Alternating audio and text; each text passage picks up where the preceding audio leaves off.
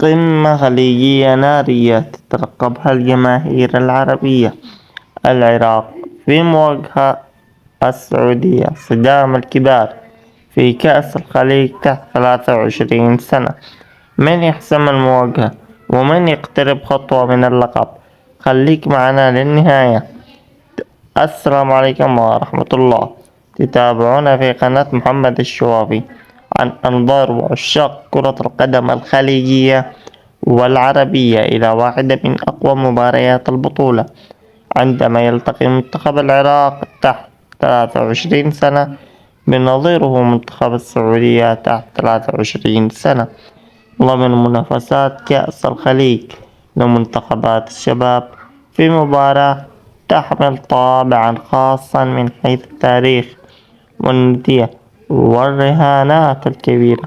هذه المواجهة لا تعتبر مجرد مباراة عادية، بل هي قمة خليجية تقليدية دائما ما تكون مليئة بالآثار والحماس والصراع التكتيكي داخل أرضية الملعب. فالعراق والسعودية يمتلكان قاعدة كروية قوية ومواهب شابة تسعى لإثبات نفسها ولفت أنظار المدربين والجماهير.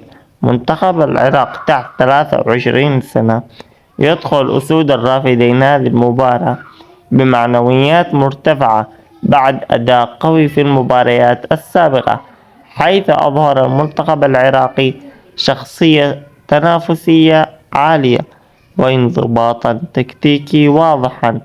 يعتمد المنتخب العراقي على القوة البدنية والاحتماءات القوية والتنظيم الدفاعي والسرعة في التحولات الهجومية. كما يمتلك العراق عناصر شابة مؤهبة قادرة على صناعة الفارق في أي لحظة، سواء من الكرات الثابتة أو الهجمات المرتدة السريعة، وهو سلاح مهم أمام منتخب بحجم السعودية.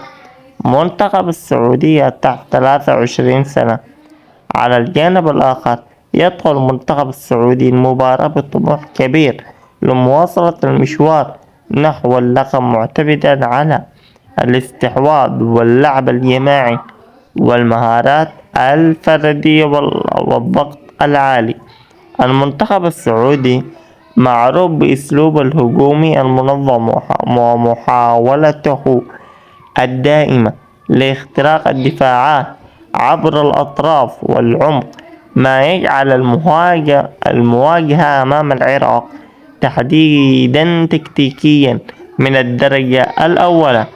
المواجهة تكتيكيا متوقعة. المباراة ستكون صراع عقول بين الجهازين الفنيين. العراق قد يميل للانضباط الدفاع والاستغلال الأخطاء، والسعودية ستسعى لفرض أسلوبها والتحكم بإيقاع اللعب. التفاصيل الصغيرة ستكون حاسمة، خطأ دفاعي، كرة ثابتة أو لمسة مهارية فردية.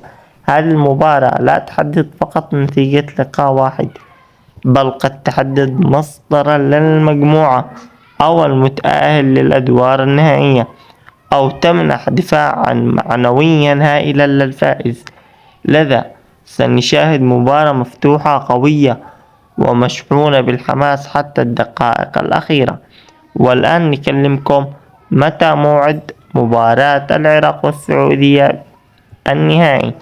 المباراة يوم الثلاثاء بكرة الثلاث 16 ديسمبر 16/12/2025، بتقام على الساعة 6:30 بتوقيت السعودية والعراق واليمن وليبيا وسوريا، والساعة 7:30 بتوقيت الإمارات.